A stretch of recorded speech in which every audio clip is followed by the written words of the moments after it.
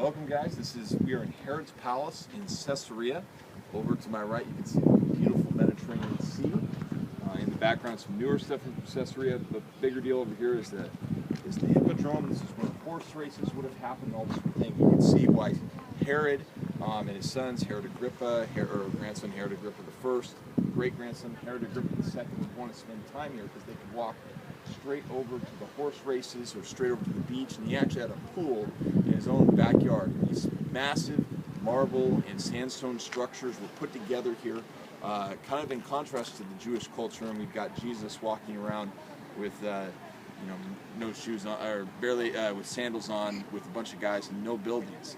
At the same time, kind of the point to kind of get here is this is where trials would be held, this is where games would be held, and in particular this is a place where Paul got the opportunity to defend his faith in front of these kings. And just as the Holy Spirit and Jesus had promised that they would go in front of kings and give their defense, he would do that and give the whole story about him seeing Jesus on the road to Damascus and him going to the ends of the earth. He would do that there.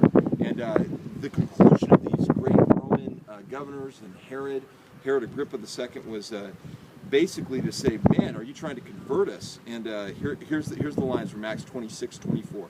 And as he was saying these things, Festus said in a loud voice, "Paul, you are out of your mind. Your great learning is driving you mad."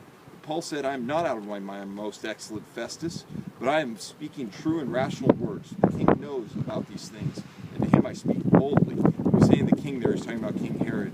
"I am persuaded that none of these things has escaped his notice." King Agrippa replied, "Do you believe the prophets? I know that you believe." And Agrippa said to Paul, "In a short time would you persuade me to be a Christian?" And Paul said, "Whether short or long, I would to God that not only you, but also all who hear me this day might become such as I, except for these change." He wanted even the kings of the earth to become Christians.